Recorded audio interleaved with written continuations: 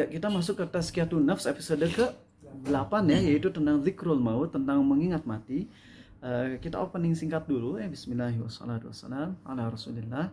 Sebelum kita masuk ke zikrul maut, apa yang ngingetin tentang salah satu poin penting kenapa kita belajar terus dan nambah terus ilmu. Gini teman-teman, kalau kita sedikit ilmu Islamnya, maka amanah untuk mempraktekannya juga sedikit. Setuju? Kalau ilmu Islamnya sedikit, misalnya Regan, saya mah nggak mau banyak belajar ilmu Islam, saya mau ilmu Islam yang basic-basic aja, tapi diamalin semuanya. Bagus nggak niat itu? Bagus. Saya nggak mau mempelajari ilmu Islam yang mendalam, ngejelimet dan sebagainya. Saya cuma pengen belajar ilmu yang fundamental, yang fardu ain, dan saya mengamalkannya 100%. Itu niat yang mulia, itu niat yang bagus. Karena belajar untuk diamalin. Sedangkan kalau Regan kayak gini bilang, tapi saya mau belajar lebih banyak lagi, mau super banyak belajar. Ananya, kalau belajar super banyak, kira-kira bisa diamalin semua nggak? Nggak mungkin, nggak mungkin. Pasti ada miss-nya, pasti. Mau itu yang sunnah atau bahkan yang wajib pun pasti kita punya miss di situ. Pasti ada shortcoming itu kekurangannya. Ketika kita banyak belajar ilmu, dan kita nyadar banyak ilmu yang kita pelajari belum bisa diamalin dengan segala kekurangan kita, disitulah akhirnya muncul sifat tawadu. Aku banyak banget belajar ilmu dan ini semua gak bisa diamalin. Ya Allah, hisabku berat di hari kiamat. Itu tujuan kita banyak belajar ilmu tuh teman-teman. Jadi kalau kalian yang misalnya lah kalian udah jadi crazy rich, amin gitu, amin ya. Kalian udah jadi super crazy rich, kalian gak ada mau ngapain bisnis, udah gak usah. Aku udah punya bawahan yang semuanya ngurusin dan amanah semua. Saya mah tinggal tiap bulan nerima 1 miliar. Enak banget itu ya. 1 miliar tiap bulan gak usah ngapa-ngapain. Sekarang kesibukanku mau apa ya? Belajar ilmu Islam. Termasuk ilmu Islam yang paling kompleks. Pelajari. Tujuannya biar apa? Satu, kalau kita belajar ilmu Islam yang kompleks, contohnya tentang ekonomi syariah, dan kita gak paham-paham, kita akan ngerti bahwasanya kita emang lemot, kita emang stupid, bodoh. Dan dengan kita ngaku bodoh di hadapan Allah, kita akan semakin tawadu. Kemungkinan kedua, anggaplah Narenda, Regan, Elwin cerdas nih. Kalian belajar semua ilmu itu dan kalian benar-benar paham 100%. Tapi setelah paham 100%, kalian nyadar banyak banget yang gak bisa diamalin, bahkan banyak pelanggarannya. Kalian akan ngerasa, ya Allah, aku tuh banyak banget dosanya. Ini banyak ilmu tapi banyak dosanya. Maka dengan itu kalian akan ngerasa gak ada apa-apanya di hadapan Allah. Di situ jadi pahala lagi, tawadu. Ngerti teman-teman?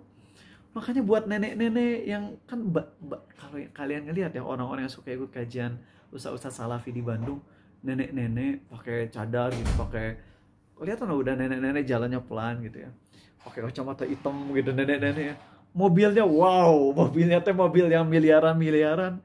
Kunaon nenek-nenek masih ikut ngaji itu. Ya tujuannya itu teman-teman. Udah tua gak ada kerjaan lagi, kajian terus. Biar apa? Kalau paham, pasti bakalan banyak yang belum bisa diamalin. Kita jadi tawadu. Kalau gak paham-paham, ya berarti kita ngaku bodoh di hadapan Allah. Dan dua-duanya akan apa? Akan bikin kita dekat sama Allah dua-duanya. Ya. Satu-satunya potensi kita jadi makin jauh dari Allah adalah kalau udah belajar terus jadi sombong. Itu aja. Ya. Belajar gak ngerti jadi tawadu. Belajar ngerti tapi bakalan banyak yang gak bisa diamalin karena kekurangan kita. Jadi tawadu juga. Itulah para ulama yang terus belajar. Kenapa sih itu ada ulama yang baca Sahih Bukhari sampai 400 kali. Apa itu nggak bosen? Ya enggak. Karena mereka tahu makin mereka belajar, makin mereka ngerasa nggak ada apa-apanya. Dan itu bikin mereka semakin tawadu. Itu tujuan kita belajar. Makanya sekarang nih yang kita lagi belajar ya teman-teman, kita berdoa ke Allah, ya Allah, walaupun kita baru ngelakuin dosa mungkin beberapa jam yang lalu, beberapa hari yang lalu, dosa kecil, dosa besar, di situ kita minta ampun ke Allah. Lalu kita belajar dan kita niatin, ya Allah, benar-benar di hati nih. Kalau bisa sekarang kalian ngomong di hati, ya Allah, aku sekarang nih belajar dengan segala kekuranganku karena aku pingin tetap berada di atas jalanmu. Aku gak mau jauh, ya Allah. Aku udah ngejauh, tapi ini saatnya aku ingin ngedeket lagi karena aku pingin mati dalam kondisi husnul khotimah. Itu teman-teman sebagai opening, semoga manfaatnya. Ini nasihat yang penting banget buat kita semua. Bismillahirrahmanirrahim. Ala Rasulillah. Innal hamdalillah nahmaduhu wa nasta'inuhu wa nastaghfiruh. Sungguh segala puja dan puji hanya milik Allah. Kita puji Dia, kita mohon pertolongan dan ampunannya. Wa na'udzu billahi min syururi anfusina wa min sayyiati a'malina. Kita mohon perlindungan kepada Allah dari keburukan diri kita dan keburukan amal perbuatan kita. May yahdihillahu fala mudhillalah. Barang siapa yang Allah beri hidayah, tak akan ada seorang pun yang bisa menyesatkan. Wa may yudlil fala hadiyalah. Dan barang siapa yang Allah sesatkan, tak akan ada seorang pun yang bisa memberi petunjuk. Asyhadu an la ilaha illallah. Aku bersaksi tiada Tuhan yang berhak disembah dengan benar kecuali Allah. Wa asyhadu anna Muhammadan abduhu wa rasuluh. Dan aku pun bersaksi Muhammad adalah hamba dan rasulnya. Amma ba'du. Allahumma salli wa sallim ala Muhammad wa ala ali Muhammad. Teman-teman maafin kalau kemarin-kemarin selesainya tuh jam 10.20. Kita sekarang komitmen jam 10 udah beres ya. Jam 10 tuh udah harus beres sama tanya jawab juga. Dan kayaknya pingin deh setiap pekan akan ngulang-ngulang doa ini ya. Kalian juga ikutin ya. Ini doa penghapus dosa besar kalau dihayati. Dan doa ini dibaca saat sujud. Sujud manapun boleh. Hadisnya sahih. Ikutin ya teman-teman ya. Allahumma gfirli. Allahumma gfirli. Yang di Zoom gak usah ikutan ya. Makasih Fadilah Hamzah udah semangat ya. Ini Masya Allah baru ikutan tapi semangatnya luar biasa. Makasih banget ya Fadilah Hamzah. Semoga Allah menjaga kamu. Oke, semua yang di Zoom gak usah ikutan, mikrofonnya dimatiin aja. Yang hadir langsung di rumah ya. Allahumma gfirli dzambi. Maaf. Allahumma gfirli. Ayo. Allahumma gfirli dzambi kullah. Dzambi kullah. Diqqahu wa jillah. Diqqahu wa jillah. Wa awwalahu wa akhirah. Wa awwalahu wa alaniyatahu wa sirrah. Ingetin pekan depan kita juga akan ulang ini lagi terus sampai kita hafal ya. Ini sekarang sendiri ya. Allahumma gfirli dzambi kullah. Diqqahu pakai dal ya kalau ini. Diqqahu wa jillah. Wa awwalahu wa akhirah. Wa alaniyatahu wa sirrah. Artinya ya Allah ampuni dosaku semuanya, yang kecil, yang besar, yang awal, yang akhir, yang sembunyi-sembunyi, yang terang-terangan dan yang sembunyi-sembunyi. Semuanya kita minta ke Allah ya. Ya Allah ampuni dosaku semuanya, yang kecil, yang besar, yang awal, yang akhir, yang terang-terangan, yang sembunyi-sembunyi. Itu kita baca. Kalau bisa setiap hari harus ada doa itu sekali aja. Pas sebelum tidur ke, pas pulang kajian ke. Karena kita pingin mati dalam kondisi gak punya dosa-dosa besar. Aduh, kalau kita dosa-dosa besarnya harus ditimbang semua tanpa mendapatkan ampunan Allah, kita celaka semua teman-teman. Mari teman-teman kita bahas tentang zikrul maut, yaitu mengingat mati. Saya mau nanya ke Nabil, boleh nggak kita menginginkan mati Nabil? Ingin mati boleh nggak? Nggak boleh. Nggak boleh. Kata Habibi boleh nggak pingin mati? Boleh. Boleh. Coba alasannya apa? Kenapa Nabil nggak boleh pingin mati? Karena kalau misalkan kita ingin mati, ibaratnya menyalahi takdir. Menyalahi takdir. Oke, kalau Habibi ngebolehin pingin mati kenapa? Kalau misalkannya nggak ada kemungkinan bisa berbuat baik lagi. Kalau nggak ada kemungkinan berbuat baik lagi, pesimis banget hidupnya. Gimana sih Habibi? Gak apa-apa ya. Nabi kita SAW bersabda, janganlah seorang di antara kalian mengharapkan kematian. Karena kalau dia umurnya panjang, kalau dia orang baik, dia bisa berbuat baik lebih banyak. Kalau dia orang buruk tapi usianya panjang, maka dia berarti ada kesempatan buat taubat. hadisnya sahih dengan beberapa lafaz yang berbeda tapi maknanya kayak tadi. Sahih Hasan, Sahih Hasan. Pokoknya janganlah seorang di antara kalian mengharapkan mati. Karena kalau dia orang baik, umurnya panjang tuh dia bisa berbuat banyak lebih banyak, berbuat baik lebih banyak. Kalau dia orang buruk, maka itu kesempatan untuk tobatnya lebih panjang gitu. Jadi jangan ngarap kematian. Itu sabda Nabi SAW. Dan ingat dalam hadis riwayat Ahmad dengan derajat yang hasan, ya, ada suku kabilah Qudoah. Ada 2 orang, dalam riwayat yang lain dari suku lain tuh 3. Tapi kita ambil salah satu riwayat aja. Ada 2 orang nih masuk Islam. Dua-duanya masuk Islam. Setelah masuk Islam, yang dua-duanya tuh perang di jalan Allah. Yang satu syahid. Yang satu lagi nggak mati syahid, tapi matinya tahun depannya. Dan matinya mati normal, entah itu di kasur atau di mana, tapi bukan syahid. Tolha bin Ubaidillah atau Abu Tolha, ya lupa antara Abu Tolha atau Tolha bin Ubaidillah mimpi bahwa orang yang mati syahid derajatnya malah lebih rendah di surganya daripada yang mati biasa doang, tapi tahun depan. Yang satu mati syahidnya tahun ini, yang satu laginya mati normal tahun depan. Nah, yang mati normal tahun depan malah derajatnya lebih tinggi di surga. Akhirnya Tolha bin Ubaidillah sampaikan ke Nabi SAW tentang mimpi tersebut dan beliau membenarkannya. Berarti ini kejadiannya real atau enggak? Walaupun mimpi tapi real enggak? Real, karena di ACC ya oleh Nabi SAW. Apa kata Nabi SAW? Bukankah dia udah sholat 6.000 sekian rakaat? Benar kan 6.000? Coba ya 17 kali 350 berapa Sob? Coba kalkulator. 17 rakaat sehari kan ya, kali 350 berapa kan? Dapat 59.500. 59.000. Salah. Kelebihan 1. 5.950. Yo, berarti kalau tahun Hijriah 5.000 coba 354 kan? 354 hari 354 hari ya. 354 itu tahun Hijriah. Coba 354 kali 17. 6.818 ya. Itu Nabi SAW hebat loh. Beliau kan gak bisa membaca dan nulis ya, tapi beliau nyampein dengan singkatnya gitu dalam setahun langsung 6.000 sekian rakaat karena wahyu gitu. Wahyu beliau kan gak bisa baca dan tulis, menghitung pun beliau ketika ngitung tuh pakai bantuan jari.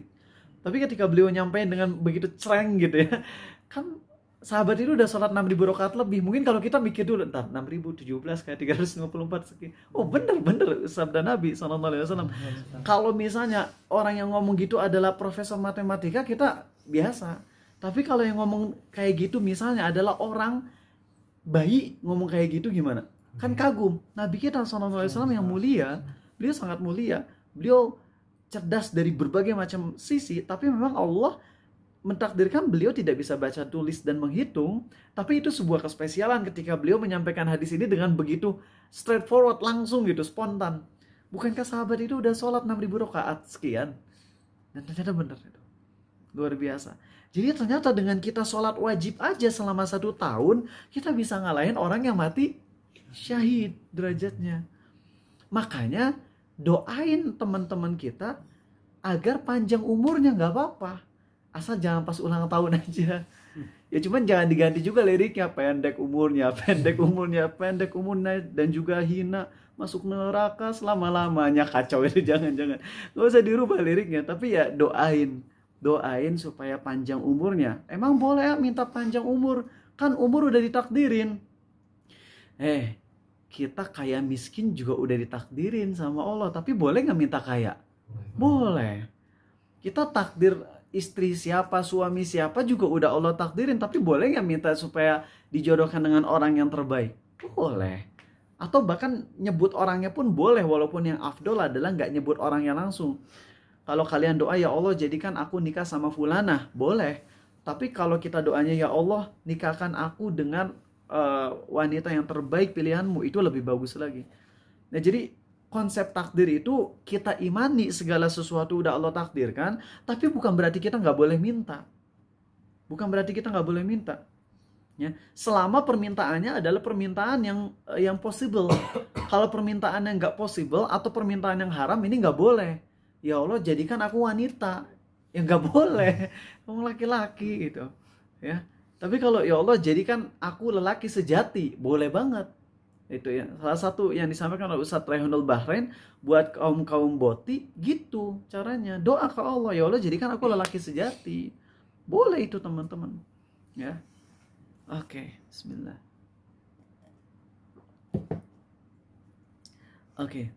Dan bahkan dalam riwayat Ibnu Hibban yang sahih, Nabi SAW bersabda bahwasanya sahabat yang tadi itu yang wafatnya biasa aja, tapi tahun depan dengan yang mati syahid itu jaraknya lebih jauh daripada langit dan bumi. Ternyata kalau ada orang yang mati syahid ya kita senang, kita aduh ya Allah senang banget dia mati di jalan Allah, semoga diterima syahidnya. Kita senang, kita berharap mati syahid. Tapi kita nggak usah berharap buru-buru mati syahid. Kita tetap berharapnya bisa mati lebih panjang lagi, usianya lebih panjang lagi. Karena kalau kita usianya panjang, terus pas di endingnya syahid, wow, 1 tahun aja bisa ngalahin syuhada nih, orang yang mati syahid, dengan orang yang mati biasa. Tapi tahun depannya, itu jaraknya tuh di surganya lebih jauh daripada langit dan bumi, coba. Apalagi kalau kita hidupnya 70 tahun kemudian, dan kita syahid lagi di ujungnya. Wah, itu luar biasa. Jadi jangan ngarep mati. Paham ini poin ini? Oke. Ya. Oke, kayaknya untuk mukaddimah itu beres. Sekarang kita mari masuk yang mungkin lebih harus didalamin lagi ya. Oke. Ingat mati, teman-teman. Atau mungkin ini masih yang agak-agak bikin ngakak dulu deh tentang mengingat kematian. Kemarin tuh di TikTok tuh banyak muncul ya parodi-parodi Final Destination gitu. Jadi dulu lucu banget itu, orang-orang nggak tahu kenapa TikTok tuh emang kayak gitu ya, yang viral-viral tuh muncul. Jadi ada orang-orang kafir ya, orang-orang kafir itu banyak yang takut mati juga, takut mati. Tapi takut mati mereka tuh sekedar takut mati aja, takut mati meninggalkan dunia. Aku nggak bisa hidup lagi. Sampai-sampai itu sebenarnya teman-teman yang dibikin parodi di TikTok Final Destination itu TikTokers Indonesia gitu ya, yang lagi ngulek sambal tiba-tiba matinya masuk WC gitu. Ngaco lah itu, pokoknya bikin ngakak. Itu tuh teman-teman, orang-orang kayak gitu tuh walaupun kita bikinnya ngakak gitu, sampai banyak komennya, apa menurutmu tentang film Final Destination? Jelasin film ngakak gitu, kayak itu aja, simple gitu ya deskripsinya. Karena emang kalau kita ngelihat dari sudut pandang kita itu bikin ngakak banget. Ada orang yang sekedar jatuh koin, gelas pecah itu langsung takut mati. Itu tuh bener loh. Orang yang punya penyakit OCD atau apa namanya, yang overthinking kayak gitu, itu tuh asli ada. Ada. Nah, mengingat mati yang disabdakan Nabi SAW itu bukan mengingat mati versi kayak gitu. Bukan takut matinya. Karena orang yang takut mati banyak dari orang Islam. Banyak dari orang kafir, bahkan dari ateis juga takut mati. Tapi takut matinya mereka tuh sekedar takut meninggalkan dunia. Takut gak bisa nikmatin dunia lagi. Makanya coba mau nanya, kalau Narenda lagi mau naik pesawat tapi kesiangan bangun, akhirnya gak jadi naik pesawat, dan seluruh yang di pesawat itu kecelakaan, Narenda selamat. Apa respon Narenda? Ya, bersyukur. Pertama bersyukur dulu, habis itu apa? Nah, kalau kaum muslimin ketika selamat dari kecelakaan, kita bilang alhamdulillah, harus. Itu nikmat dari Allah.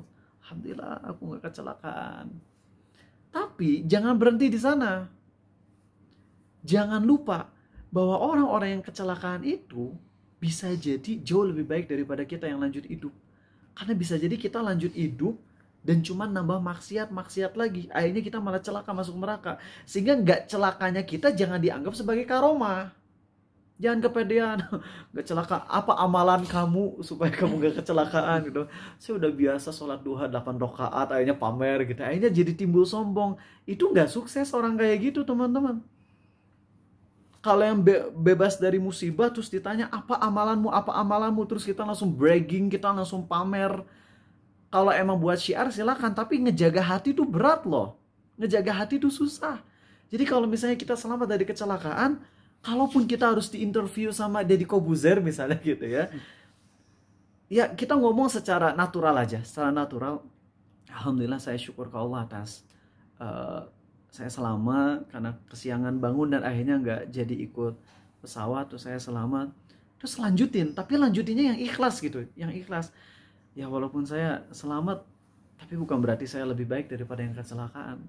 Bisa jadi yang kecelakaan itu mereka semua dihitung oleh Allah sebagai syahid karena niat mereka baik. Ada yang lagi mungkin bisnis ke luar negeri nyari nafkah, ada yang mungkin mau silaturahim ke luar negeri. Ya, sedangkan saya terus hidup belum tentu baik sampai mati saya. Maka saya berharap setelah kecelakaan ini saya selamat, saya bersyukur ke Allah dan saya bisa lebih banyak beramal soleh. Dan semoga yang meninggalnya jadi syahid kita dan diterima amalnya. Gitu teman-teman konsep kita. Saya paham di sini. Ingat mati yang disabdakan Nabi SAW bukan tipe takut mati versi orang-orang yang kayak di Final Destination itu. Maaf ya, sebut ini karena emang viral di TikTok ya.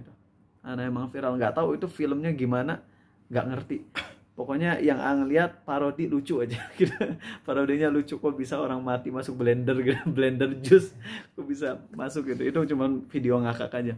Nah, teman-teman, jadi zikrul maut yang disarankan Nabi SAW itu apa sih? Nah, zikrul maut, mengingat mati yang diperintahkan Nabi SAW adalah mengingat mati yang menghasilkan tiga hal. Mau ngulang materi pekan lalu tentang tafakur. Tafakur yang diperintahkan tuh tafakur yang memunculkan apa? Dua hal apa aja? Menyadari keagungan Allah. Dua, apa ya? Menyadari betapa kerdilnya kita. Menyadari betapa kecil dan kita tuh nggak ada apa-apanya gitu ya. Nah, kalau zikrul maut, maka untuk zikrul maut mengingat mati di sini adalah mengingat mati yang harus menumbuhkan tiga hal. Satu, ingat ya nanti atas kalian. Satu, membuat kita jadi takut bermaksiat. Dua, membuat kita jadi terdorong untuk cepat dalam beramal soleh, terutama tobat dan sebagainya ya. Tiga, membuat kita jadi nggak cinta sama dunia. Membuat hati kita tuh jadi nggak cinta sama dunia. Oke, di dunia kita bisa jadi semangat banget buat nyari, buat jadi miliarder, tapi hati kita nggak ada di duit. Kalau kita jadi miliarder, ya hati kita nggak jadi ngerasa besar dengan uang tersebut. Nah, ini duniawi. Saya punya uang miliaran, triliunan, tapi ini cuma duniawi. Ini nggak ada apa-apanya. Saya bakalan mati. Jadi dia semangat sih di dunianya untuk nyari dunia, tapi hatinya nggak pernah mencintai dunia. Minim banget cintanya, syukur-syukur bisa hilang total cintanya dari dunia. Coba mau Regan bisa nyebutin tiga hal tadi? Membuat kita jadi takut berbuat maksiat, membuat kita terdorong untuk cepat dalam beramal baik atau soleh, khususnya taubat, dan membuat kita tidak cinta terhadap dunia. Nah, itu dia. Itu zikrul maut yang benar. Jadi kalau kalian ingat mati, tapi ingat matinya itu cuman sekedar lu takut mati, akhirnya keluar rumah bisi ayah begal, akhirnya pakai baju besi misalnya kayak gitu. Ya nggak apa-apa sih, itu ikhtiar ya. Cuman ikhtiar itu yang sifatnya tuh proporsional gitu. Ya jangan sampai keluar rumah mau ke warung sebelah pakai baju besi gitu ya. Itu lebay kalau kayak gitu teman-teman. Yang proporsional aja, yang proporsional. Nggak sampai bikin kita, nggak sampai memberatkan diri. Ya kalau mau perang pakai baju besi double boleh, itu pas sebagaimana Nabi SAW.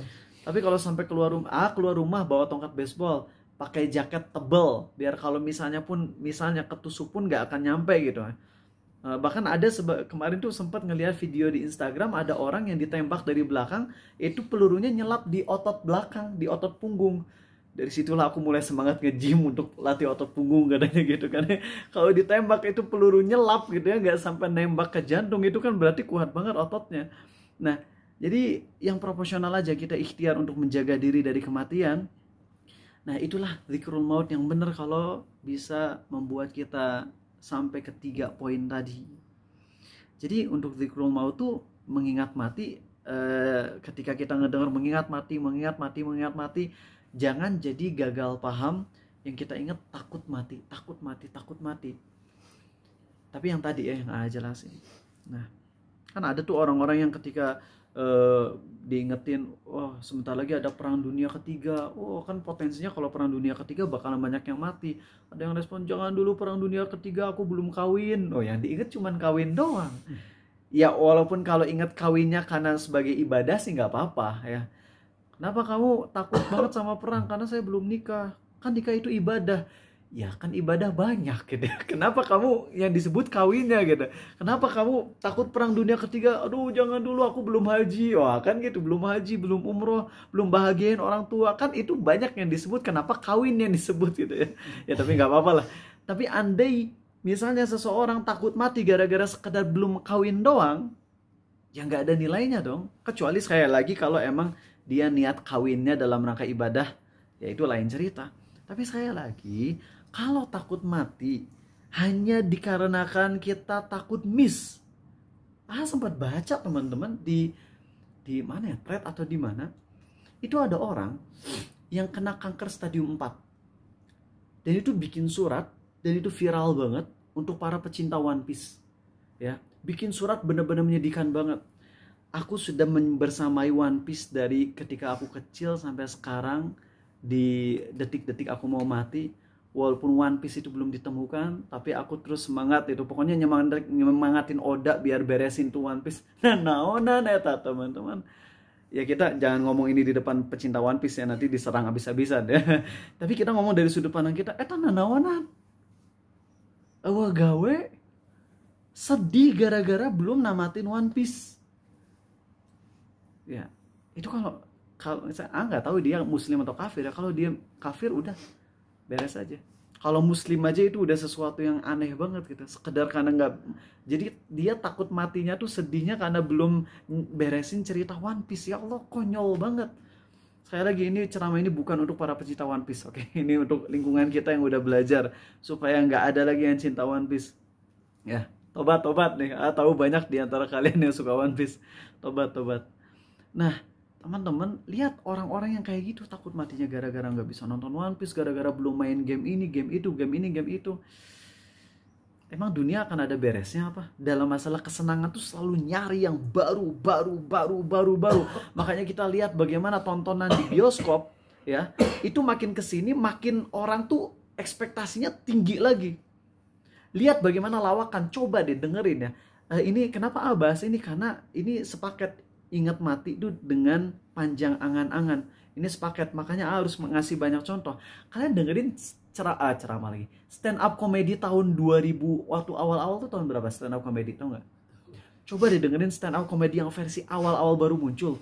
Itu candaannya garing-garing kabeh, tapi audiens pada ketawa kabeh. Aneh dah.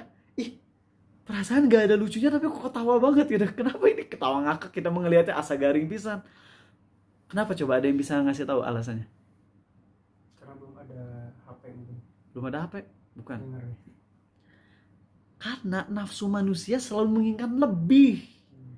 Makanya dulu candaan ringan bisa bikin ngakak.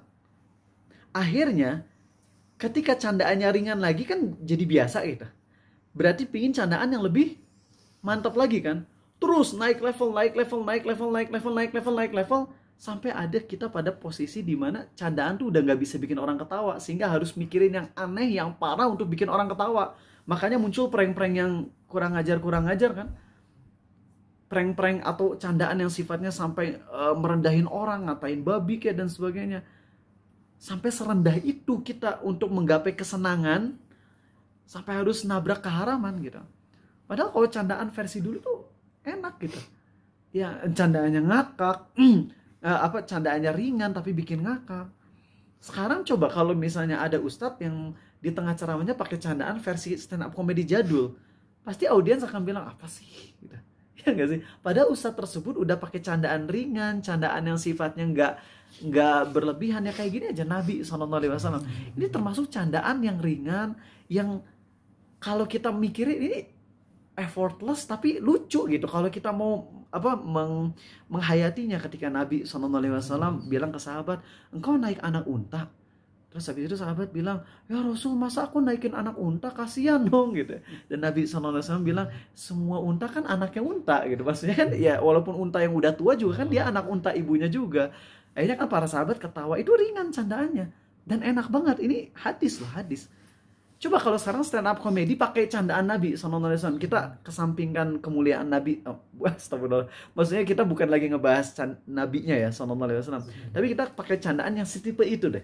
Kita stand up comedy di mall pakai candaan itu, kira-kira pada ketawa nggak orang-orang? Enggak lah, garing. Ya nggak sih? Gara-gara keseringan canda. Itulah dunia, teman-teman. Semakin kita kejar, semakin kita haus. Paham? Tolong jangan ada yang salah paham kenapa dari tadi nyontoin ini One Piece, ini One Piece. Karena ini penting pembahasannya tuh. Tadi posternya lupa. Harusnya zikrul maut dan angan-angan. Angan-angan itu adalah keinginan-keinginan dunia.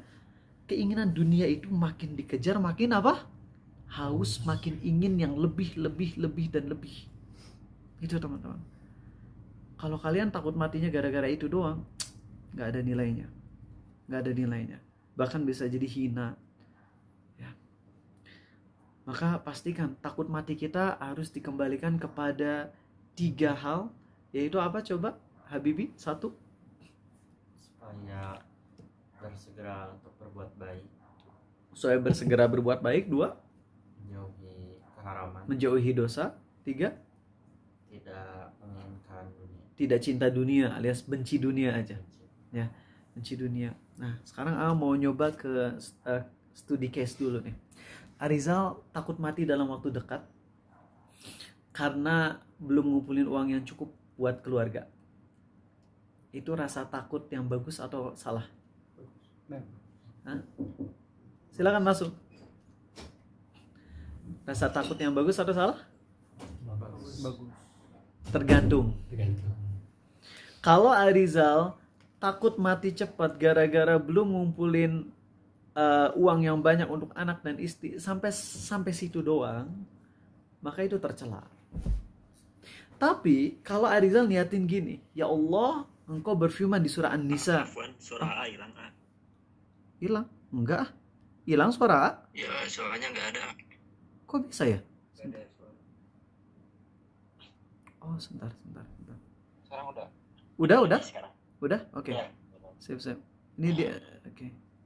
Tadi ada yang nelpon kayaknya sebentar ya. Cek dulu. Takutnya ada yang urgen. Enggak kok, enggak ada yang nelpon. Ini udah aman lagi? Udah, oke. Aman A. Siap. Jadi teman-teman, kalau misalnya AA takut mati sekedar karena belum cukup harta buat anak dan istri, itu baru duniawi doang, belum dinilai pahala. Tapi kalau AA takut mati sekarang karena belum persiapan uang buat anak dan istri, karena AA khawatir kalau AA mati dan uang itu hilang lagi. Kenapa ini? Pak, suaranya hilang lagi. Oke. Coba. Sebentar ya. AA izin lift dulu boleh? Bentar ya. Mungkin coba live dulu. Ini kayaknya ada yang telepon. Sebentar ya. Ini ingat. Kalau AA takut mati dikarenakan belum cukup uang buat anak dan istri, demi mengamalkan perintah Allah, wal yakhshal ladzina law taraku min khalfihim dzurriyyatan dhi'afan khafu 'alaihim. Allah berfirman di surah An-Nisa, dan yang maknanya secara makna simpelnya itu takut gak sih mereka kalau misalnya mereka mati meninggalkan anak istri dalam kondisi lemah. Dan para ulama tafsir menyampaikan yang dimaksud lemah di sini adalah lemah ekonomi. Dikarenakan kalau lemah ekonomi akan berpotensi anak dan istri jadi pengemis. Gitu. Mereka nggak bisa ngejaga kehormatan.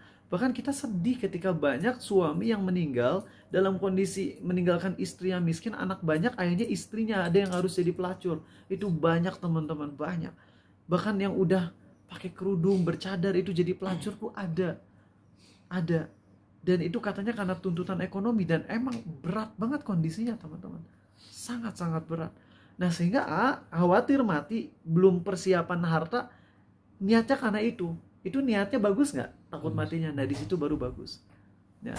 Dan karena AA takut mati belum mempersiapkan harta yang banyak, itu mendorong Ariza untuk kerja lebih giat lagi. Jadi intinya, pokoknya kalau kalian pusing ini takut matinya yang benar atau yang salah, kembali ke 3 poin tadi. Paham ya? Apapun deh mau ngasih contohnya, pokoknya kembali ke 3 poin tadi. Mau ngasih contoh lagi. Contoh selanjutnya adalah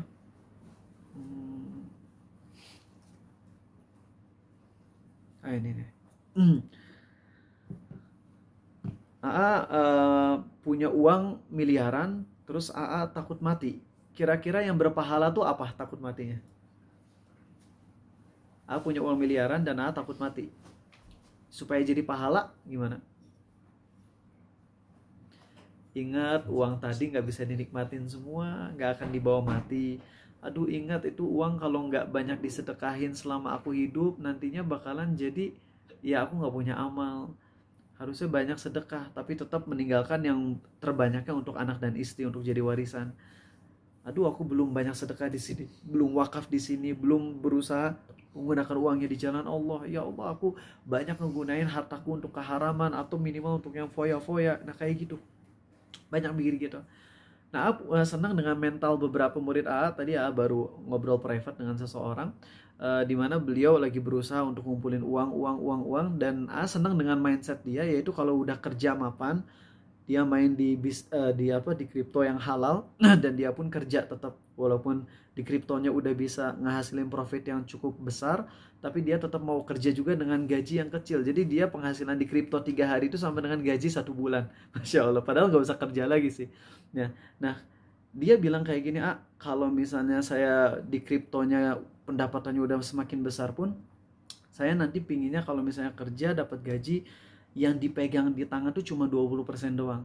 Kenapa sisanya mau terus dikembangkan. Nah, dia pengen ngembangin terus kalau niatnya supaya aku hartanya banyak, sehingga kalau nanti aku punya istri dan anak-anak, mereka bisa hidupnya dengan mapan tanpa harus ngemis. Itu bagus.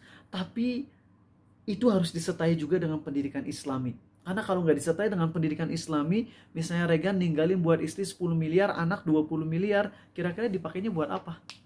Foya-foya mereka. Regan nggak foya-foya, mereka yang foya-foya nantinya. Jadi meninggalkan harta yang banyak untuk anak dan istri disertai juga dengan pendidikan Islam supaya mereka tidak menggunakannya secara foya-foya. Oke. Kayaknya itu poin-poin terpentingnya. Tuh pengen cepat-cepat ke pembahasan penghayatannya ya. Cuman ini ada banyak rangka yang harus dijelasin biar kalian nggak salah paham. Oke, sepertinya itu aja. Ada nasihat, lupa ini hadis atau ucapan sahabat, lupa, atau ucapan ulama. Ya, yang jelas pasti sahih. Entah hadis sahih atau ucapan ulama sahih atau ucapan sahabat sahih. Ya, jadi nggak memastikan ini hadis, tapi yang jelas nasihat ini sahih, dan kalaupun andai nggak ada hadisnya, nggak ada apapun, secara makna pasti benar. Yaitu apa? Ingatlah kematian. Karena mengingat kematian saat kita lagi banyak dapat nikmat akan membuat kita jadi ngerasa nikmatnya itu jadi sedikit. Jadi hilang ngerasa nikmatnya. Dan kalau kita lagi merasa banyak musibah, banyak problem, maka dengan mengingat kematian, rasa banyak problem itu akan hilang. Dan itu dua-duanya bagus. Lagi dapat uang banyak, potensi jadi sombong ya. Tapi pas ingat mati, langsung jadi hilang tuh rasa bahagia karena dapat uang banyak yang mendorong untuk sombongnya. Yang ada malah jadi tawadu. Dapat uang banyak ini, ingat nggak dibawa mati, bahkan jadinya hisab. Bakalan jadi tawadu. Saat lagi sakit keras, lalu ingat mati, maka akan lebih plong. Aku bisa jadi mati besok. Sehingga sakit keras ini cuman sampai nahan beberapa jam lagi aja. Nah, itulah efek dari nginget kematian tuh, bisa ngebuat kita kalau lagi dapat nikmat banyak gak jadi sombong. Kalau kita banyak musibah, kita gak jadi putus asa. Ya. Jadi caranya gimana buat nginget mati? Nah, kita sekarang baru masuk. Semakin kita ngebayangin mati itu dekat, itu semakin bagus. Ada orang yang dia ekspektasinya matinya 60 tahun lagi. Ini kejauhan. Ini gak bagus. Ini yang ada malah ngebuat dia makin lalai. Ada orang yang ekspektasi matinya tuh tahun depan. Ya. Sehingga dia berusaha ngumpulin banyak uang untuk ibadah selama 1 tahun penuh ke depan. Ini udah lumayan bagus. Tapi yang terbaik adalah orang yang ekspektasi matinya tuh dalam beberapa detik ke depan. Karena kalau dia udah nge-expect mati di beberapa detik ke depan, setiap detik yang dia lalui akan maksimal untuk beramal soleh. Bisa dipahami maksudnya? Ya kalau bilang saya mah matinya kayaknya tahun depan, ya masih ada waktu berleha-leha 1 tahun. Tapi kalau mikirnya aku mati beberapa detik lagi, maka detik demi detik itu akan sangat-sangat berharga, teman-teman. Nah, di antara kaum muslimin ada orang-orang yang takut mati. Dan takut matinya tentunya karena alasan yang syar'i, yaitu takut persiapannya belum cukup buat akhirat, takut banyak dosa-dosa yang belum ditobati dengan sempurna, takut banyak amanah yang belum diamalkan. Maka rasa takut ini adalah rasa takut yang bagus, dan ini dipuji. Ini tidak termasuk golongan yang diancam oleh Nabi SAW. Barang siapa yang benci bertemu dengan Allah, maka Allah pun akan benci bertemu dengan dia. Ini gak termasuk hadis ini. Jadi orang yang takut matinya dikarenakan hal-hal tadi, itu rasa takut yang baik, yang akan menambah pahala. Ada juga di antara manusia yang ngarepin mati. Biasanya orang yang ngarepin mati cepat itu adalah mereka yang amal solehnya udah banyak, dan mereka udah banyak tobat sungguh-sungguh, dan mereka udah capek dengan dunia. Mereka pingin rindu bertemu dengan Allah, pingin masuk surga, walaupun mereka gak memastikan diri mereka masuk surga. Ini pun baik. Ini bukan kesombongan, ini bukan kepedean, tapi ini lebih ke karena udah capek sama dunia dan lebih rindu dengan kehidupan akhirat. Ini juga bagus. Ya, kalian ada di posisi mana sih? Antara takut mati atau pingin cepat-cepat mati? Kalau A masih takut mati, karena A masih pingin banyak beramal soleh dan masih takut banyak amanah yang belum diselesaikan. Tapi kalau kalian ada di posisi yang udah rindu ingin cepat-cepat mati karena ingin cepat ke kehidupan akhirat, dan kalian udah punya optimisme yang besar, dan kalian udah berbesar harapan kalian kepada ampunan Allah, maka itu pun bagus. Dan di antara dua orang ini, dua tipe ini, kira-kira yang lebih bagus yang pertama atau yang kedua? Hah? Coba antara yang takut mati atau berharap mati, mana yang lebih bagus? Tergantung. Yang terbaik itu yang ketiga, dimana dia gak bisa memastikan yang manapun. Dia akan bilang ke Allah, ya Allah, amalku aku udah usahakan banyak, tapi gak ada jaminan diterima. Aku pun udah tobat sungguh-sungguh dari dosaku, tapi aku gak tahu apakah udah diterima atau belum tobatku. Aku pun gak tahu kalau aku mati dalam waktu dekat, apakah itu bisa bikin aku selamat, ataukah mati yang lebih jauh yang nantinya bikin aku selamat. Aku serahkan kepadamu ya Allah. Aku hanya bisa berjuang beramal soleh, dan aku serahkan keputusan kepadamu. Nah, ini yang terbaik untuk poin yang ketiga. Ya, ini yang terbaik. Adapun Nabi kita SAW ingin cepat wafat, padahal beliau dikasih pilihan untuk tetap hidup untuk waktu yang lama, tapi beliau memilih untuk wafat karena beliau udah dijamin surga, dan udah dijanjiin banget surga di depan mata. Dan Nabi SAW rindu untuk bertemu dengan Allah, kemudian juga rindu bertemu dengan orang-orang soleh, ya, yang udah dijamin masuk surga. Karena itu ya kita nggak akan salahkan Nabi dong SAW yang lebih memilih untuk cepat mati daripada tetap hidup lagi, walaupun beliau dikasih kesempatan oleh Jibril kan. Allah kasih tahu ke Jibril untuk disampaikan ke Nabi SAW antara milih untuk hidup lebih lama lagi atau cepat mati, dan beliau lebih memilih untuk cepat wafat. Ya. Tapi sekali lagi yang terbaik untuk kita pada umumnya adalah yang gak berharap cepat mati dan gak berharap lama mati, tapi posisinya pokoknya serahin ke Allah aja. Ya Allah, kau lebih tahu apa yang terbaik untukku, maka aku terima keputusanmu. Itu teman-teman. Nah, sekarang yuk kita mulai prakteknya. Ingat mati itu gimana. Kalian bisa lakukan ini saat kalian lagi di kamar sendirian, lagi di motor. Jadi kalian tolong ingat matinya tuh jangan ingat gimana cara kalian matinya, kecelakaan, ketabrak mobil dan sebagainya. Itu bikin takut jadinya. Kalau ngebayangin gitu, lagi di lift, kebayang takut liftnya teh berhenti, pas keluar liftnya jalan, potong kepalanya tuh, ya teman, bikin serem. Yang harus dzikrul maut yang sesungguhnya tuh gini teman-teman, yaitu ingat hadis-hadis tentang perjalanan akhirat. Dan gak ada salahnya untuk ngulang ya. Gimana kalau kita mati teman-teman dalam kondisi banyak amanah yang belum diamalkan, banyak dosa, kita fajir, kita fasik. Itu kata Allah apa? Fakaifa fakaifa idza tawaffathumul malaikatu yadribuna wujuhahum wa adbarahum. Jadi pas kita lagi diam sejenak, kita coba ingat saat malaikat maut mencabut nyawa kita itu, kalau kita banyak dosanya, kita tuh akan dipukul wajah dan punggung kita. Punggung kita akan dipukul, wajah kita dipukul. Kemudian malaikat maut akan bilang, akhriju anfusakum, keluarkan nyawamu sendiri. Akhirnya setelah dikeluarkan nyawa dari tubuh kita, itu malaikat sejauh mata memandang ke atas langit, teman-teman, membawa sehelai kain yang busuk. Dan kita akan disimpan tuh nyawa kita, roh kita di kain yang busuk tersebut. Kemudian kita akan diangkat ke langit, diangkat ke langit, diangkat ke langit. Coba kita bayangin aja itu, kesendirian, kesunyian dalam kesengsaraan.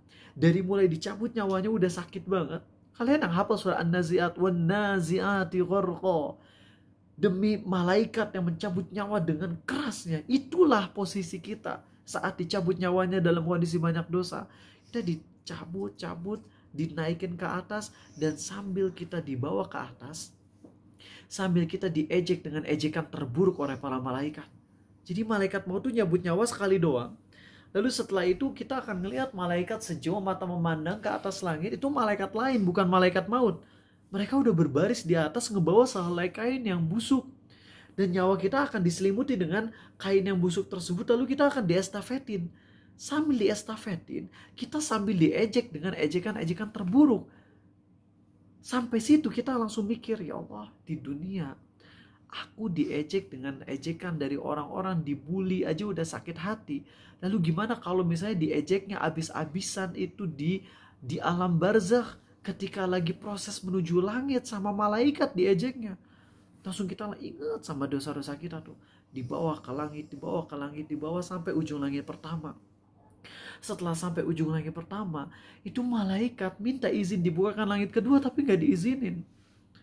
Akhirnya Allah bilang dengan marah, dengan murkanya. Kebayangin aja kita lagi udah dibawa ke ujung langit pertama, kemudian Allah ngomong langsung dengan murka, catat amalan hamba ini di kitab sijin, kemudian kembalikan dia ke dunia, ke bumi. Dan itu pasti kembaliin ke bumi, teman-teman. Itu nggak main-main. Malaikat tuh langsung mencampakkan kita dari ujung langit pertama ke kuburan. Gimana sakitnya itu dilempar. Dan kita nggak akan mati, kita akan ngerasain sakit. Seperti itulah kita dilempar, dan ketika sudah sampai ke kuburan kita, nyawa dan tubuh kita udah bareng lagi. Datanglah Munkar dan Nakir, malaikat yang warnanya hitam kebiru-biruan. Mereka akan mendudukkan kita. Malaikat Munkar Nakir ini yang kita awalnya tertidur, kita akan jadi duduk. Lalu mulailah kuburan tuh disempitin. Sampai ke posisi kita tuh bener-bener udah stuck aja, udah gak bisa ngapa-ngapain. Kita duduk dan kuburan tuh udah stuck banget. Lalu kita akan ditanya, Marabbuk, siapa Tuhanmu? Dan kita gak bisa jawab. Madinuka, apa agamamu? Kita gak bisa jawab kalau kita gak sholat. Terus siapa Muhammad SAW? Kita gak bisa jawab juga. Dan setelah gagal ngejawab pertanyaan kubur, Allah akan nyuruh agar si kuburan ini makin nyempitin sampai tulang rusuk kita bersilangan satu sama lain. Dan itu sakitnya real, dan kita nggak mati. Itu real sakitnya, teman-teman. Dan ada di momen lain datang seseorang yang nyamar. Datang malaikat yang nyamar jadi seseorang yang buta, bisu, dan tuli, ngebawa palu raksasa yang kalau palu ini dipukulkan ke gunung berubah jadi debu. Dan kepala kita itu dihancurin. Semua makhluk Allah bisa ngedengar kecuali malaikat dan jin. Hancur kepala kita. Dan kita itu ngejerit dengan jeritan yang bisa didengar oleh semua makhluk di timur dan barat kecuali manusia dan jin, kata Nabi SAW. Habis itu dibangkitin lagi otaknya, kembali lagi. Dan yang serem ya Allah, teman-teman, itu beberapa siksaan kubur bagi orang yang pelaku riba. Coba di antara kalian yang pernah ngelakuin dosa riba, gara-gara mungkin gak tahu karena gak belajar, atau udah tahu nyicil motor dengan cara yang riba, itu gimana, teman-teman? Direnang di kolam darah, lalu sama malaikat dilemparin batu. Setiap kali kita keluar ke permukaan, dilempar batu sampai tenggelam lagi. Oh, kita mau nafas lagi, dilempar batu sampai ke dalam lagi. Itu hadis Sahih Bukhari. Ada juga yang suka bohong. itu malaikat akan datang ngebawa pengait besi yang kayak pengait buat daging tuh di pasar kita tahu ya, itu akan disobek, si mulut kita dirobek sampai ke tengkuk, hidung kita pun akan ditusuk sampai dirobek ke tengkuk, dan mata kita pun ditusuk sampai robek ke tengkuk. Setelah 3 titik udah dirobek yang bagian kanan, baru yang 3 bagian kirinya juga dirobek. Itu untuk orang yang suka bohong. Dan yang serem ya Allah, orang yang sama Allah diajarin Quran tapi nggak ngamalin isinya. Kata Nabi SAW, apa ini orang akan ada di alam barzah ini, di kuburan dalam kondisi berbaring. Lalu datang seseorang ngebawa batu. Lalu batu ini akan dipukulkan ke kepalanya sampai otaknya berceceran, kata Nabi SAW. Lalu batunya itu menggelinding. Si malaikat ini mulai ngambil batunya. Pas diambil batunya, kepalanya udah mulai balik lagi. Oh, dihancurin lagi. Siapa mereka? Rajulun allamahullahu al-Quran fanama anhu bil-lail walam ya'mal fihi bin-nahar. Itu adalah orang yang hafal Quran, yang paham Quran, tapi di malam harinya kagak sholat, dan di siang harinya gak ngamalin isinya. Ya Allah, itu bayangin orang-orang ini disiksa habis-habisan. Itulah dzikrul maut yang kita pikirin. Ya Allah, aku gak sholat, aku suka bohong, aku pernah riba, aku gak ngamalin isi Quran karena padahal aku paham isinya. Ya Allah, itu membuat kita semakin takut. Lalu kita akan ditemenin oleh seseorang yang jelek banget, bajunya jelek. Dan saat kita lagi ketakutan, kita nanya, kamu siapa? Pergi dari sini, kamu menakutkan. Dia akan bilang, aku adalah amal burukmu. Kamu dulu lambat dalam beramal soleh dan cepat dalam bermaksiat. Akhirnya teman-teman, Allah akan bukakan di kuburan kita jendela menuju surga. Dan kita bisa ngelihat keindahan surga dari dalam kubur. Tahu dikatakan, ini tempat tinggalmu di akhirat kalau dulu kamu taat. Lalu ditutup jendela menuju surganya dan dibuka jendela menuju neraka. Habis kita teman-teman di situ. Habis. Dan itu sampai hari kiamat, bayangin siksaannya. Sampai hari kiamat. Artinya orang yang disiksa 1000 tahun yang lalu, berarti sampai sekarang udah disiksa 1000 tahun. Dan masih harus nunggu lagi sampai tiupan sangkakala pertama. Never end. Gak pernah beres itu siksaannya. Dan coba kita renung, ya Allah, dengan dosa-dosaku, matiku akan kayak gitu gak? Belum lagi di hari kiamat akan diberi catatan di tangan kiri. Kita akan takut. Atau sebaliknya, saat malaikat mencabut nyawa kita, itu seperti teko yang keluar air dari teko. Kemudian malaikat sejauh mata memandang ke atas langit, bersih, berseri, ngebawa kain yang harum. Lalu nyawa kita akan diliputi dengan kain yang harum. Kita dipuji-puji sampai ujung langit pertama. Kemudian habis itu Allah akan mengizinkan kita sampai langit ke-7. Lalu dibalikin lagi ke kubur. Saat itu malaikat Munkar Nakir nanya dengan 3 pertanyaan dan kita bisa jawab. Setelah kita ngejawab 3 pertanyaan, malaikat Munkar Nakir akan nanya, dari mana kamu bisa ngejawab pertanyaan ini? Dari mana? Bismillah. Mungkin kalau bahasa kitanya, kok kamu bisa jawab? Kayaknya kita bilang dengan begitu pede. Qara'tu kitabullah wa amantu bih wa sadaqtu. Dulu aku rajin baca Quran, aku mengimani isinya, aku membenarkan isinya. Pas ditanya siapa Muhammad SAW, kita akan jawab Muhammadur Rasulullah. Ja'ana bil bayyinati wal huda fa'ajibna wa amanna wattaba'na. Dia Muhammad utusan Allah SAW yang datang kepada kami dengan membawa kebenaran. Kami menyambutnya, kami beriman padanya, kami membenarkannya. Itu langsung Allah akan nyuruh dibukakan jendela menuju neraka. Saat kita lagi takut-takutnya ditutup nerakanya, lalu dibuka jendela menuju surga, sehingga kita makin syukur. Kita yang harusnya masuk neraka gak jadi gara-gara beramal soleh. Habis itu datang amal soleh kita berupa orang yang sangat ganteng nemenin kita. Di dalam kubur nyaman kita. Terus kuburan kita jadi sejauh mata memandang ke atas langit. Coba itu semua kita bayangin di otak kita saat dzikrul maut. Apakah kita jadi yang pertama atau yang kedua? Dan kalau kita jadi yang kedua, kita coba bayangin semua hal itu sambil bersyukur ke Allah. Tapi gak ada jaminan masalahnya. Ada jaminan. Bahkan yang ada di hari kiamat tuh, bisa aja kita di kuburannya udah senang-senang, tapi di hari kiamatnya dapat hadis ini. Yaitu hadis yang ketika Aisyah ngedengernya kaget. barang siapa manukisya, barang siapa yang diperiksa dengan teliti saat dihisab, maka dia akan celaka. Akhirnya Aisyah nanya, ya Rasulullah, bukankah orang yang dihisab dengan ringan tuh bakalan masuk surga ya? Bakalan selamat? Ya itu hisab yang ringan. Adapun kalau yang hisabnya itu dengan teliti, maka dia akan celaka.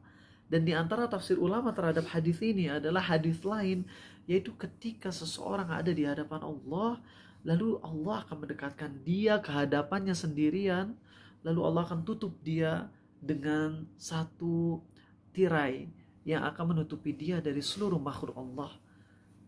Lalu kemudian Allah akan mengingatkan sang hamba dengan dosa-dosa masa lalunya. Allah akan ingatkan, kau pernah melakukan dosa ini? Dan sang hamba bilang, pernah ya Allah. Kau pernah melakukan dosa itu? Sang hamba menjawab, pernah ya Allah. Kau pernah melakukan dosa itu? Sang hamba menjawab, pernah ya Allah. Saat sang hamba merasa dirinya bakalan celaka, masuk neraka, ternyata Allah berfirman, dulu di dunia aku telah tutupi aib-aib dan dosa-dosamu, maka di hari ini aku ampuni dosamu. Allahu Akbar. Teman-teman, berdasarkan hadis ini nasihat terakhir buat kita.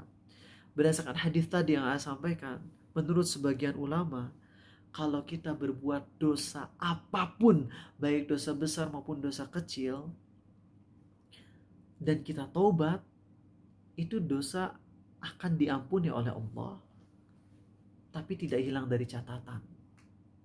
Artinya, tetap ada hisab di hari kiamat di mana Allah akan mempertanyakan dosa tersebut. Ini menurut sebagian ulama. Jadi kalau kita ngelakuin dosa besar atau dosa kecil, mungkin kita kepikiran udahlah ngelakuin dosa dulu nanti tinggal tobat. Andai kita benar-benar tobatan nasuha, oke, kita nggak akan disiksa atas dosa tersebut, tapi kita tetap akan dihisab alias ditanya oleh Allah atas dosa yang kita lakukan. Jadi makin banyak dosa, walaupun kita tobat, makin hisabnya panjang di hari kiamat. Ini sekali lagi menurut sebagian ulama. Adapun yang pastinya tahu hanya Allah nanti di hari kiamat. Tapi andai pendapat ini benar, malu dong kita berarti. Andai kita tobat dari semua dosa, tetap aja semua dosa tersebut akan ditanyain sama Allah. Kenapa kamu ngelakuin dosa ini walaupun udah tobat gitu ya. Nah itu serem teman-teman. Maka semoga zikrul maut ini bisa kita hayati. Dan kita mengingat kematian yang tadi, kita akan lebih sedikit angan-angannya. Sok aja sekarang mulai kita punya keinginan apa sih? Pin jalan-jalan ke luar negeri. Terus kita langsung pikir, gimana kalau mati malam ini? Langsung hilang tuh keinginan jalan-jalan di luar negerinya. Dan kalau misalnya kita ingin duniawi yang diniatin untuk akhirat, itu kita malah ngeboost. Contoh, saya pengen jadi miliarder karena saya pengen bangun masjid. Saya pengen wakaf panti asuhan. Itu yang ada, tapi gimana kalau matinya besok? Kalau matinya besok berarti malam hari ini juga aku harus mengusahakan banget bagaimana caranya bisa menjadi milioner. Malah jadi makin semangat. Jadi tergantung bagaimana mindset kitanya. Kalau takut akhirat itu bukan ngebuat kita jadi malas berbuat duniawi, tapi dunianya kita kejar tapi dialihkan niatnya untuk akhirat. Semoga bahasa nggak terlalu rumit ya. Mohon maaf kalau terkadang mungkin ceramah agak rumit. Tapi itu yang bisa saya sampaikan dengan segala kekurangan ini. Kita ada 6 menit buat sesi tanya jawab. Silakan bisa nanya. Dan yang gak sempat nanya lewat Zoom atau langsung, kalian bisa lewat WhatsApp nanti ya. Tanyain aja lewat WhatsApp. Kalian udah punya nomor A kan? Tanya aja gratis. Screenshot aja sebagai bukti kalau kalian ikut kajian di malam hari ini. Terima kasih teman-teman. Ada yang mau nanya langsung dari kalian tentang materi atau di luar materi boleh? Terkait materi. Misalnya ada seseorang itu sebenarnya udah sering mengingat kematian, bahkan yang dia ingat kematian tuh misalkan tadi mengingat perjalanan akhirat, terus juga dia tuh ya membayangkan siksaan-siksaan di neraka, kayak kan satu harinya kan 1000 tahun gitu misalkan. Tapi itu kayak misalkan setengah jam, cuman abis itu dia kayak lupa lagi dan ujung-ujungnya kayak maksudnya lagi jadi si kan tadi kan ada 3 hasil tadi tuh, salah satunya kan misalkan menjauhi maksiat. Nah itu tuh gak ada buah itu. Nah itu gimana nasihatnya? Karena dia mikirnya kayak ngapain percuma gitu, kemarin ingat mati berarti gitu. Iya. Jadi sebenarnya gini ya, setiap amal itu emang kayak gitu, efeknya tuh nggak selamanya. Karena itulah Allah karuniakan kita amal soleh itu bermacam-macam jenisnya. Jadi kalau Elwin ingat mati itu udah bisa sampai nangis. Kalian kalau ngerti bahasa Inggris ya, coba dengerin ceramahnya Abdurrahim Green tentang perjalanan akhirat. Itu ceramah demi Allah, itu ceramah yang paling powerful tentang perjalanan akhirat. Kalau kalian mau dengerin versi bahasa Indonesianya udah ada di Abu Takeru, perjalanan akhirat, Journey to the Hereafter. Tapi rasa yang paling dalam itu penyampaiannya Abdurrahim Green. Dari semua penceramah dari awal hijrah sampai sekarang yang nyampain ceramah tentang perjalanan akhiratnya dalam banget tuh Abdurrahim Green. Itu indah banget. Dan denger ceramah itu tuh bisa kesentuh banget, tapi habis itu lupa lagi. Nah, ketika kita maksud lupa di sini lalai gitu ya, lalai lagi. Ketika kita lalai, kita coba amal yang lain. Mungkin nginget kematian kita nggak ada efeknya. Sekarang coba deh baca Quran. Aduh kurang berefek. Ya udah deh coba ngaji zikir. Aduh kurang berefek. Ya udah deh coba sedekah. Karena nggak semua orang efeknya sama. Itulah kenapa tazkiyatun nafs banyak. Karena setiap orang tuh beda-beda. Beda-beda. Ngejauhin maksiatnya tuh beda-beda. Ada orang yang bisa ngejauhin maksiatnya dengan cara puasa. Ada orang yang bisa ngejauhin maksiatnya dengan cara banyak sholat tahajud. Ada orang yang bisa ngejauhin maksiatnya dengan cara dia banyak bakti sosial, ngebantu orang lain di luar. Ada di antara murid Arizal gitu, nggak tahu ada di sini atau enggak, yang dia tapi yang jelas nggak ada di rumah ini. Dia suka maksiat saat lagi sendirian di rumah, dan dia itulah alasan kenapa dia sibuk di kuliahnya. Dia nggak sibuk, tapi dia ikut banyak aktivitas sosial.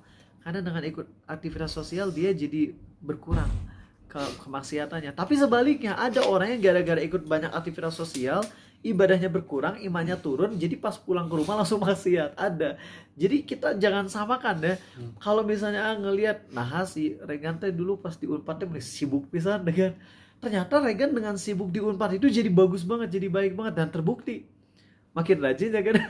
Walaupun di Unpad 4 tahun jauh dah, tapi makin rajin. Dulu pas SMA kedul sih kan, aduh bener kan, jangan berasa dihinakan ya.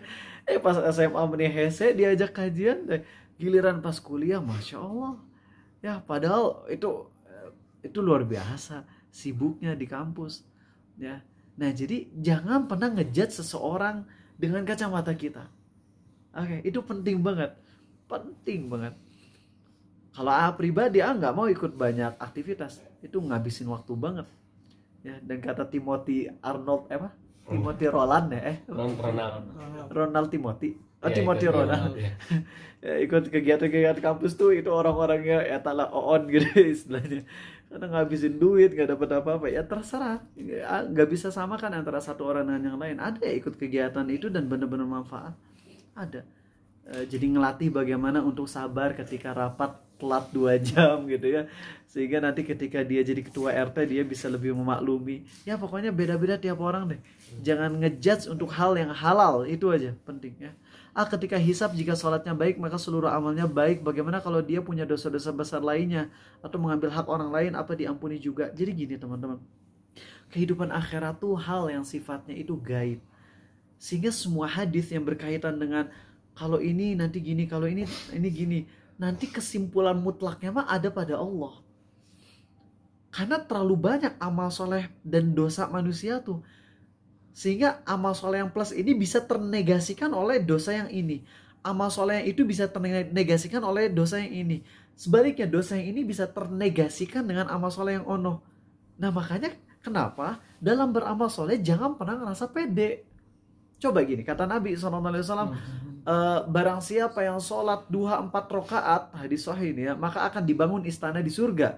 Kalau dibangun istana di surga berarti pasti masuk surga. Karena ngapain dibangun istana di surga kalau ujung-ujungnya masuk neraka kan? Iya. Tapi dalam hadis yang lain Nabi SAW bersabda, tidak akan masuk surga mereka yang suka ngadu domba. Nah sekarang gimana? Orang rajin sholat duha tapi nggak rajin adu domba juga, mana yang bakalan menang? Gak tahu.